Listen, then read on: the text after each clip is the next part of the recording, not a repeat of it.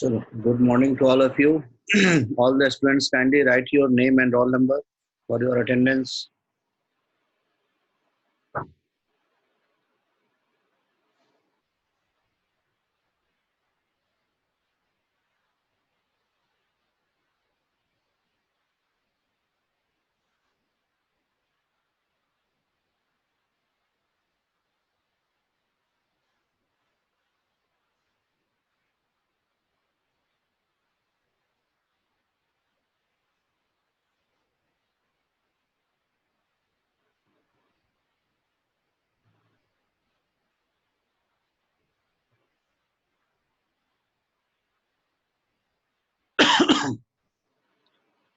Final year students, आपको last class में जो पढ़ के आने के लिए बोला था पढ़ा है रिगार्डिंग इडियोपैथिक डिजीज।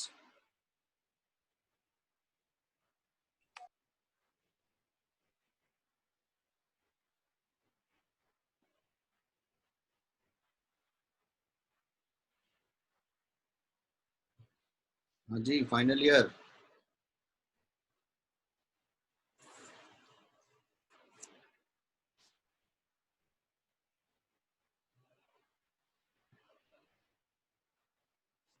अब फिर कोई नहीं बोल रहा।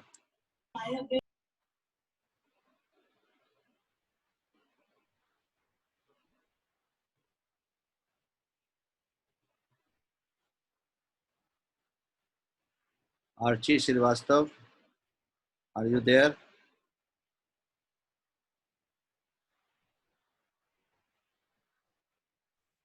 आर्ची श्रीवास्तव,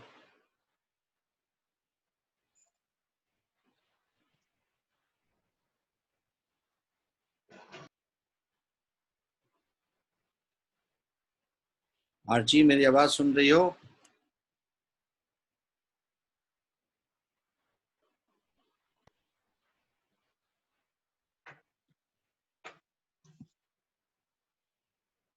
हेलो,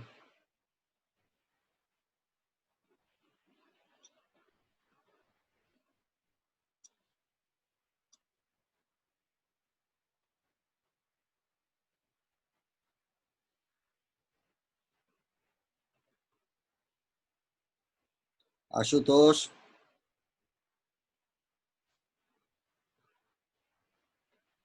आशुतोष,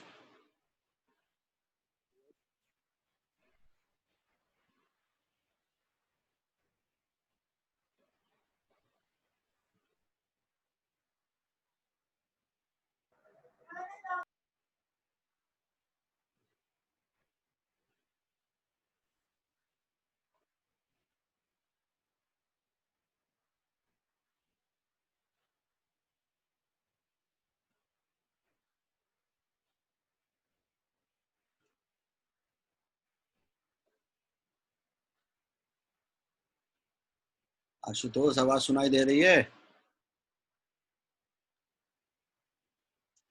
सर आपकी आवाज बहुत कट कट के आ रही है। कट कट गुड के आ मॉर्निंग रही है? सर। आ रही है। Good morning.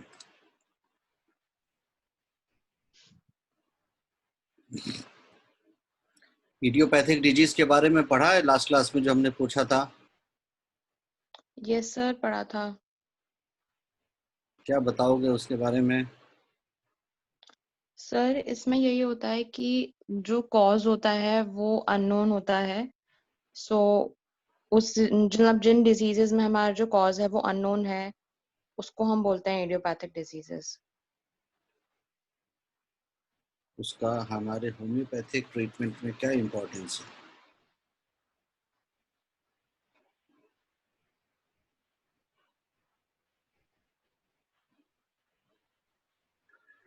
Good morning sir. Good morning. Sir homeopathy में ये इम्पोर्टेंस हो सकता है, यहाँ इंडिविजुअलाइजेशन का रोल बहुत ज़्यादा हो जाएगा। जैसे सर उसकी पर्सनालिटी में आजम को हम यहाँ देख सकते हैं, उसका मेंटल एस्पेक्ट उसकी डिजीज से रिलेशन में क्या है ये रिलेट कर सकते हैं।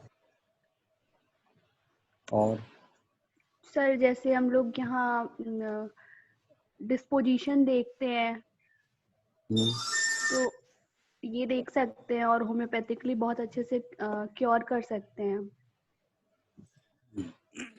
और कुछ? सर इडियोपैथिक डिसीज के लिए जैसे जो कॉज एलोपैथी में अननोन है, तो होम्योपैथी में यहाँ रेफरेंस ये है कि वो हमारे लिए इम्पोर्टेंट हो जाएगा, क्योंकि हम लोगों को इंडिविजुअल का कॉज मिलेगा कि एक इंडिविजुअल के अंदर वो सेल्फ मेड डिसीज कैसे डेवलप हुआ, तो उससे हमें इंडिविजुअलाइजेशन कैरेक्टरिस्टिक्स मिल सकते हैं जो प्रिस्क्राइबिंग के लिए इम्पोर्टेंट होते हैं। और कुछ? जब गुड कोई मॉर्निंग डिजीज सर। इडियोपैथिक है तो उसमें ये हो जाएगा ना कि ससेप्टेबल है, इसका मतलब जो बॉडी है, और जो मियास्मेटिक क्लीवेज है वो हमें ज्यादा इम्पोर्टेंस देगी कि हम उसमें मतलब मेडिसिन चूज कर सकें, क्योंकि ऐसे तो किसी हर इंसान को तो वो डिजीज सेम डिजीज नहीं हो सकती। सो जैसे कि सौम्या ने भी बोला कि इंडिविजुअलाइजेशन जो है वो ज्यादा वो हो जाएगा इम्पोर्टेंट इस केसेस में। और कोई? तो यहाँ पे ये भी हो सकता है कि जैसे इडियोपैथिक का मतलब ये होता है जिसका कॉज हमें पता नहीं होता, लेकिन जब जहाँ पे एलोपैथी की लिमिटेशन आ जाती है कि वो कॉज को आइडेंटिफाई नहीं कर सकते, जैसे हम कैंसर्स के पीछे का कॉज देखें तो स्मोकिंग है, ये सब है, तो जहाँ पे ये कॉज दिखना बंद हो जाता है, जहाँ पे डायनामिसिटी आ जाती है और वहाँ पे होम्योपैथी का स्कोप आने लगता है। उसके पीछे अगर हम देखें इडियोपैथिक, जो उसके पीछे हम मियाज्म का देखते हैं, मियाज्म आते हैं उसके पीछे जो दिखता नहीं है, डायनामिक है, तो इसलिए एलोपैथ्स उसको बोल देते हैं कि ये इडियोपैथिक है। लेकिन वहाँ पे हम लोगों का शुरू होता है स्कोप, क्योंकि उसके पीछे मियाज्म होते हैं, तो वो हमें पहचानना होता है हर इंडिविजुअल के बेसिस पे कि इसके पीछे कौन सा मियाज्म है। चलो, somehow थोड़ा सा करेक्ट हो आप लोग, but you must have to sir be. Sir हाँ सॉरी हाँ जी, सर, बोलो इडियोपैथिक जब हमने अभी पढ़ा था लास्ट क्लास में, जी। अंकुर सर ने बोला था that it is not without any cause, the cause of disease is within. So I want to confirm this statement a little bit, because अभी सबने ये बोला that when the cause is unknown it's idiopathic. So ये statement confirm करना था। नहीं, ये statement जो है वो सही नहीं है, तभी हम आपको ये कहना चाह रहे थे। इडियोपैथिक का अगर आप वर्ड मीनिंग देखोगे तो इडियो मतलब होता है ओन, पर्सनल, सेल्फ, और पैथिक मीन्स ये डिजीज। अगर आप इसको समझना चाहो कि it is your own disease, it is not provided by something wrong outside your own self or your own body. That means it is neither by your faulty lifestyle, it is nor by any type of heterogeneity, it is not by any type of outsiding immediate cause. So it is your own body which is responsible for this disease, and that's why it is called idiopathic. Unknown cause ये हम interpret करते हैं उसके sense को, उसके meaning को, ये उसका सही मीनिंग नहीं है इडियोपैथिक का कि अननोन कॉज। और ये टर्म इसलिए यूज आया है कि because in allopathy when we find the cause, their treatment becomes simple, their treatment becomes organized because they have a line of treatment according to the causes. But in case of idiopathic, their line of treatment has limitations. और idiopathic का actual meaning वही होता है कि diseases of its own, एक person है उसका अपना डिजीज। ये कहने का मतलब यहाँ पे क्यों है, अगर आप एफोरिज्म नंबर 204 को एक बार फिर से पढ़ो, जब हमने आपको बताया था the first aphorism for analysis, वहाँ पे हनीमैन ने 3 डिवीजन बताया था। फर्स्ट, वो सारे डिजीज जो फॉल्टी लाइफ स्टाइल की वजह से हैं, दैट इज वन कॉज, उसके अंदर नंबर ऑफ कॉजेज आ जाएंगे। सेकेंड इज वो डिजीज जो कि रॉन्ग और faulty prolonged use of medicine के वजह से हैं, सेकेंड फिल्ट्रेशन हो जाएगा। थर्ड कॉज आ जाता है जहां बोलते हैं ये दोनों कॉज नहीं है, दैट मीन्स मैजम। इसी पार्ट को हम कहते हैं इडियोपैथिक डिजीज। अगर आप एफोरिज्म नंबर 204 के थर्ड पार्ट को कंसीडर करो, that is called idiopathic disease. And why I have spent so many classes on accessory circumstances is this is the reason behind that, because here we can differentiate because जहाँ भी accessory circumstances में fault मिल रहे हैं वहाँ हमारा medicine का scope partial होता है, वहाँ हमको मैनेजमेंट ज़्यादा इम्पॉर्टेंट है और ट्रीटमेंट जो है वो सेकेंडरी है. But in case of idiopathic this is the real and true scope of homeopathy, because यहाँ पे सर्कमस्टांशियल चेंजेस जो कॉजेज हैं वो अवेलेबल नहीं है या वो लीस्ट इम्पॉर्टेंट है. And that's why whatever those persons या those सिस्टम ऑफ मेडिसिन जिसको वो इडियोपैथिक कहते हैं, वहाँ पे आपके लिए वो इम्पॉर्टेंट हो जाता है, because we have a very good classification and knowledge of diseases when it is of its own origin. Own origin का कहने का मतलब है कि यहाँ आपके अपने अंदर का कोई कारण है जो उस डिजीज को प्रोड्यूस कर रहा है, और वो आपके अंदर का कारण कहने का मतलब हो जाता है that means your fault in your management. So इसीलिए एफोरिज्म पैराग्राफ नंबर 12 हमने आपको क्रॉनिक डिजीज का बताया था, उसको रीड करने के लिए कि हनीमैन ने इस क्रॉनिक डिजीज को डिनोट करने के लिए, द होल क्रॉनिक डिजीज को उन्होंने सबसे पहले सिंपल वर्ड में, एक वर्ड में यूटिलाइज किया, that is called idiopathic. Because अब यहाँ पे किसी एक्सेसरी सर्कमस्टांसेस का मेजर रोल नहीं है. मेजर रोल कहने का मतलब है एज ए कॉजेटिव फैक्टर उसका इम्पोर्टेंस कम है, और जहाँ पे कॉजेटिव फैक्टर वहाँ मिल जाता है, here we have to first imply management, secondary is treatment. In this part treatment is primary, management is secondary. Aphorism number 11 में अगर आप होम्योपैथिक डिफिनीशन ऑफ डिजीज को देखोगे तो वो जिस सेंस में डिजीज को डिफाइन कर रहा है that is related to your idiopathic conditions. So idiopathic को सबसे पहले एक करेक्शन कर लेना कि कॉज अननोन है, ये इंटरप्रिटेशन है, ये उसका एक्चुअल रियल मीनिंग नहीं है. रियल मीनिंग मतलब disease of its own individual. इस इडियोपैथिक को आप लोग थोड़ा सा और अंडरस्टैंडिंग करने के लिए, थोड़ा सा और इलेबोरेटिव अंडरस्टैंडिंग समझने के लिए आप लोगों ने एफोरिज्म नंबर 106, 116 एंड 117 में इडियोसिंक्रेसी पढ़ा है. हेलो, इडियोसिंक्रेसी से इसका कोई रिलेशन कर सकते हो?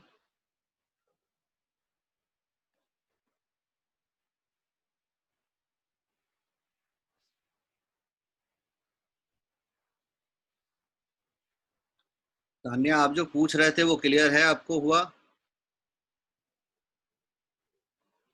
सर ये एक ही जैसे हुआ क्योंकि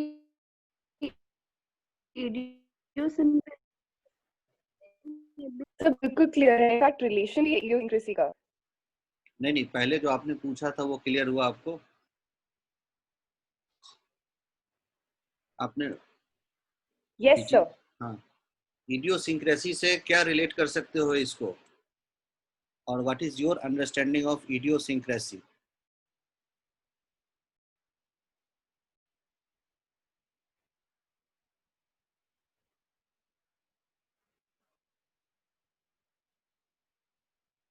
sir idiosyncrasy is one's own constitution and हम इडियोसिंक्रेटिक प्रूवर से रिलेट करते हैं clinically to understand it. And हम जब इडियोपैथिक की बात करते हैं one's own cause of disease की बात करते हैं. They are similar. देखो, इडियोसिंक्रेसी को हम लोगों ने ना बहुत छोटा यहाँ पे कंसीडर करके रखा है बिकॉज ऑफ सर्टेन नोटबुक्स, कि हम उसको सिर्फ एक क्लासिफिकेशन में कर देते हैं एक शॉर्ट नोट्स के लिए, और उसकी अंडरस्टैंडिंग को भी बहुत लिमिटेड कर रहे हैं. अगर आप इस कॉन्सेप्ट ऑफ इडियोसिंक्रेसी को इडियोपैथिक कॉन्सेप्ट से अगर आप अच्छे से एक्चुअलाइज करो तो आपको समझ में आएगा idiosyncrasy is again individual's own reaction, individual's own character, और you can say someone's peculiarity. So idiosyncrasy को भी हम लोगों को सिर्फ उसी एग्जाम्पल्स में लिमिटेड नहीं रखना चाहिए जो आपके ऑर्गेनल में फुटनोट में दिया हुआ है कि किसी एस्मेल से उसको फेंटिंग हो गई, then that condition is called idiosyncrasy. जो कि दूसरे को ऑफेंडिंग नहीं हो रहा और इसको इंडिविजुअल कर रहा है. So idiosyncrasy is again someone's individualizing feature. Even your all the peculiarity of desire, your all the peculiarity of aversions, your all the peculiarity of your thermal reactions, your all the peculiarity of your sweat, smell, sleep, these all are a part of your idiosyncratic or your idiosyncrasy.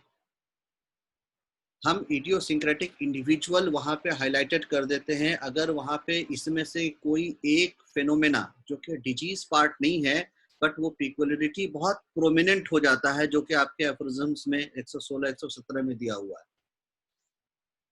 But in fact all the individualising feature of an individual is nothing but its idiosyncrasy. So all the diagnostic feature are a part of disease phenomena जिसको हम एक disease diagnosis के लेते हैं, and all the individualistic manifestations come under the group of idiosyncratic phenomena. And so when we consider idiosyncrasy, it is individual's peculiarity. That peculiarity may be in the form of very extreme reaction, जो कि आपके footnote में example में दिया हुआ है, or it may be lesser than that. हमने उस categorization को वहाँ पे utilize कर दिया है because of this peculiarity of extreme intensity. So all those features which help us to individualize an individual is those features which are their individualistic character, which are their idiosyncratic features. So similarly, idiosyncratic characters, idiosyncratic manifestations help us in individualizing the same case, in individualizing the patient. And we should not consider it only for those extreme reactions, rather every manifestation of an individual which is peculiar to his own, which is peculiar to that person only, they are the part of or they are the manifestation of their idiosyncrasy. ये part यहाँ पे इसलिए कर रहे थे कि अभी हम आप लोगों को केस प्रोसेसिंग का पार्ट शुरू किया था और केस प्रोसेसिंग में हमने सबसे पहला स्टेप आपको डिस्कस किया था, that is called analysis of case, and this whole lecture of study of कॉजा occasionally was related to analysis of case first step. Here our more scrutiny or our more emphasis was more concerned to find out the idiopathic diseases. Actually we have to separate false chronic disease, that is which are due to the lifestyle derangements. We have to separate all the iatrogenic diseases, and then what is left is called idiopathic disease. And actually our purpose of case analysis is to find out idiopathic diseases. That is our true scope. So you can correlate it. Second step that we can, after this case analysis, is the collection of symptoms. आप लोगों के पास case format मिला है college से? Hello,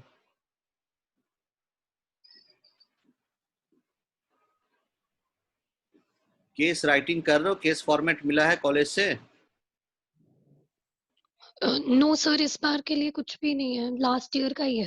third year में मिला होगा ना, उसमें केस टेकिंग के बाद स्टेप्स दिए हुए हैं, उसको वर्कआउट किया है कभी?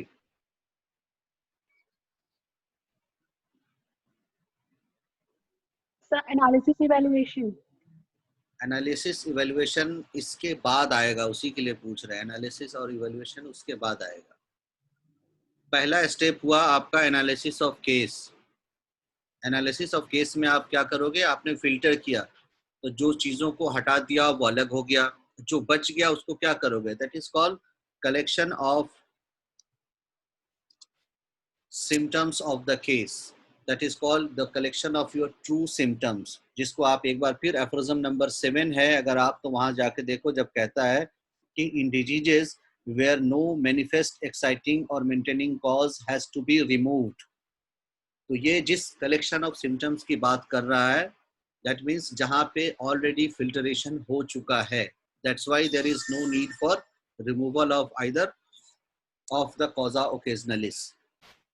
So then after there will be collection of symptom, the second step, and this collection of symptoms here we generally use in the term analysis and evaluation, but practically we have to first utilize the term analysis of symptom. What do you mean by analysis of symptom? Anyone? Symptomatology पढ़ाई हो चुकी है second year में. Anyone, what do you mean by analysis of symptom?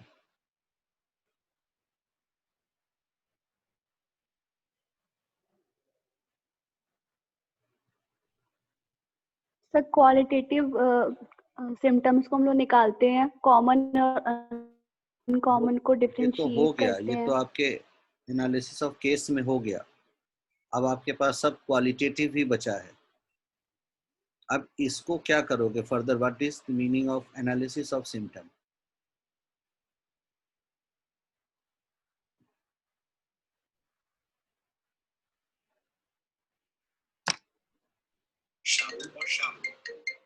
Anyone?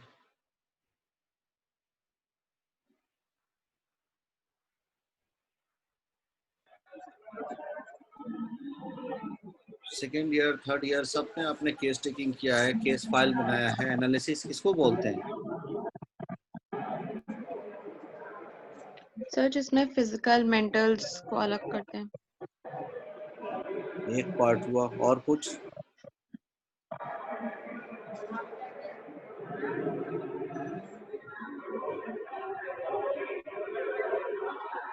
Sir इसमें हम ये भी देख सकते हैं कि कोई सिम्टम कितना क्वालिफाइड है.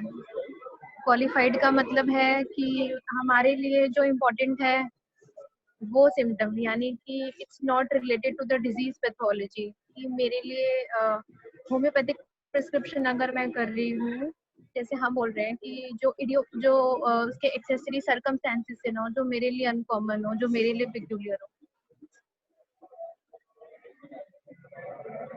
चलो, एनालिसिस ऑफ सिम्टम हमेशा ही किया जाता है for a purpose. when you are going to differentiate someone, where you are going to categorize someone, analysis का मतलब होता है उसको अलग अलग खंडों में बांटना, उसको अलग अलग कैटेगराइजेशंस में डिवाइड करना. That means whenever you are going to do analysis, you must have in your mind, in the background, some target, कि आपके पास एक पर्पस है जिसके लिए आप ये एनालिसिस करने जा रहे हो, अदरवाइज क्यों करने जा रहे हो. So whenever you are going to have analysis, you must have a purpose in your mind, you must have a purpose in your background. और वो पर्पस क्या है? अभी जैसे आप कह रहे थे कि मेंटल, फिजिकल, जनरल, तो ये कैटेगराइजेशन तो शुरू हुआ आफ्टर केंट. केंट के पहले क्या होता था analysis?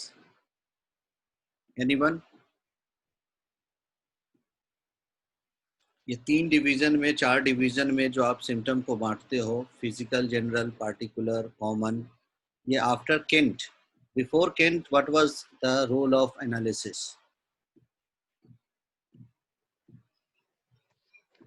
So Dr. Hahnemann striking symptoms, characteristic और अनकॉमन और कॉमन सिम्टम्स उस टाइम ऐसे करते थे. और कुछ? चलो, केंट के पहले. हाँ जी, कौन बोल रहे हो? सर आशीष. हाँ बोलो. Sir to find the cause of the individual disease. ये काम तो हो गया एनालिसिस में. एनालिसिस ऑफ केस जब कर रहे थे, पहला स्टेप में वही तो कॉज हमने उसको फिल्टर किया. अब तभी तो हम अब इडियोपैथिक पे आ गए. देखो पर्पस क्या होता है एनालिसिस का, क्यों कर रहे हैं हम? Because we have in our background we have a purpose that is called to make totality of symptom. That means to achieve individualization. And when our target is now to, along with these symptoms, and with these symptoms we have to achieve individualization. So our individualization can be achieved, one, by identifying aphorism number 153, uncommon peculiar characteristic singular striking symptoms. और आप एक individualisation पे पहुंच सकते हो। इसको समझने के लिए आपको एक अभी एडवाइस करेंगे, those who have Nash leader of materia medica, leaders in therapeutics by Nash leader का मैट्रिया मेडिका है आप लोग के पास? Hello, yes sir. उसका सबसे पहला रेमेडी है that is called nux vomica, और उस नक्स वोमिका में सबसे लास्ट पैराग्राफ जाके पढ़ लेना एक बार, और उसको जरूर याद रखना। सो वी हैव, और वहां पे भी देखोगे नैश ने डिक्लेयर किया है, और आप देखोगे हनीमैन के क्रॉनिक डिजीज के preface to the 3rd edition में, आप 2nd 4th पैराग्राफ में जाके देखोगे, लास्ट में वहां पे हनीमैन ने लिखा है, और वहां पे होता है कि we have cases of different nature, and for the purpose of individualization and for purpose of making totality of symptom, we got 2 different type of cases. One type where uncommon peculiar characteristic symptom is prominent, and that is indicating the disease, that is indicating the totality. And another type of cases where this uncommon peculiar characteristics are not so prominent enough to indicate one remedy, or there are too many characteristic symptoms that goes on that directs us too many remedies.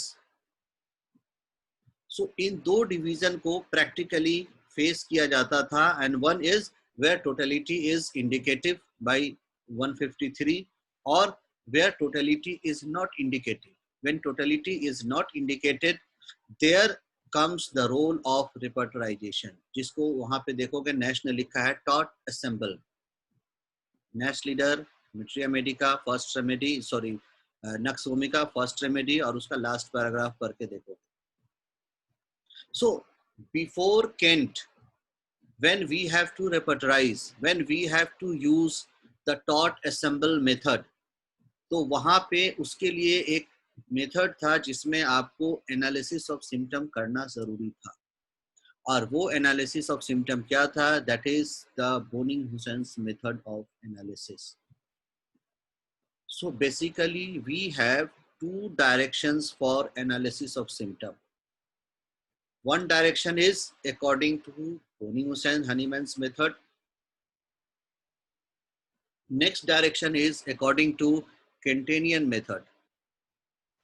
In Boning-Hussein's method, or before Kent, the method of analysis was to separate the symptoms into parts, जहां से concept of complete symptom का propagation हुआ, जहां से concept of doctrine of analogy का propagation हुआ।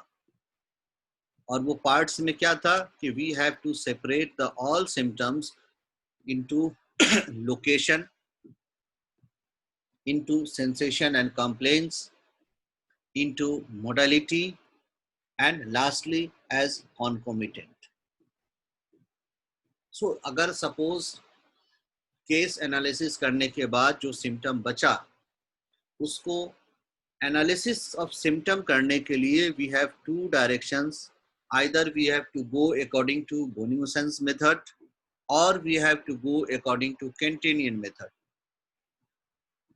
If we go according to Boning-Hussein's method, then we have to separate, we have to analyze, we have to apart the symptoms into its parts, जिसको हम कहते हैं the parts of complete symptom, in which we have to collect all the locations into the categorization of location, all the sensation into categorization of sensation, and we have to collect all the modality into the corrections of area of modality, and we have to collect all the symptoms of concomitants of the case, and then this is the formation of totality of symptom according to Bonnewsen or according to Hahnemann and Bonnewsen's method. Before we move to Kantenian method, I would like to discuss this part in details. आपको अगली class में हम इसके ऊपर slide दिखाएंगे, but before that you must prepare and I will ask you what are the constituents of sensations. इसमें sensation के अंदर क्या क्या आएगा, अच्छे से सुन लो, अगली क्लास में हम पहले पूछेंगे। आपको ये पार्ट तो पता है ना, अपने रिपोर्टरी में भी पढ़ा होगा, location, sensation, modality and concomitant, हाँ या ना? Hello, yes sir. हाँ, तो आपको अब अगली क्लास में डिस्क्राइब करना है कि what will be the parts and what are the constituents, what are the occupants that we will keep in the heading of sensation, because इसके अंदर बहुत सारा confusion मिलता है हमको देखने में जब हम बच्चों से एग्जाम में या केस टेकिंग के दौरान उनका फाइल चेक कर रहे हैं. So you must be clear in that part. ठीक है, लोकेशन में आप लोगों को समझ में आ जाएगा. लोकेशन का भी पार्ट अगर कोई डिस्कस करना चाहोगे तो पूछ सकते हो अगली बार, बट आप पढ़ के आओगे, हम इसको डिस्कस करेंगे कि यहाँ बहुत फैलेसी होती है, एक सेंसेशन में क्या क्या रहेगा, एंड देन एग्रावेशन एम्यूलरेशन में क्या क्या होगा, and then I will discuss regarding concomitant. अगर टाइम बचा तो अगली क्लास में ये 3 पार्ट हम डिस्कस करेंगे. Before we move to the Kantenian method of evaluation, we must understand this method. Okay, anyone want to ask anything regarding this till now? What else we have discussed?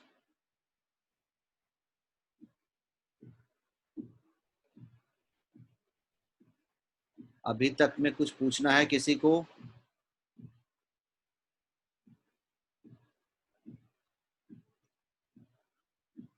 Hello,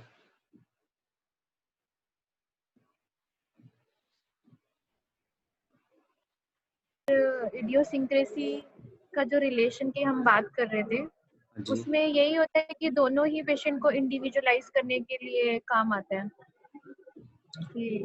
दोनों के अंदर देखो, दोनों same नहीं है, दोनों एक जैसा नहीं है, बट दोनों के अंदर एक कॉमन थ्रेड जुड़ा हुआ है, और वो ये है जो आप अभी कह रहे थे कि दोनों ही इंडिविजुअल का अपना है. इडियोपैथिक जब हम कहते हैं, that means there is establishment of disease, but when we are talking about idiosyncrasy, there is no establishment of disease. इस बात को बहुत अच्छे से डिफरेंशिएशन में रखना दिमाग में. इन case of idiopathic, Pethick word जहां आ गया, that means establishment of disease हो चुका है, अब हम यहाँ पे आइडेंटिफाई कर रहे हैं. But in case of idiosyncrasy, there is peculiarity but not establishment of disease.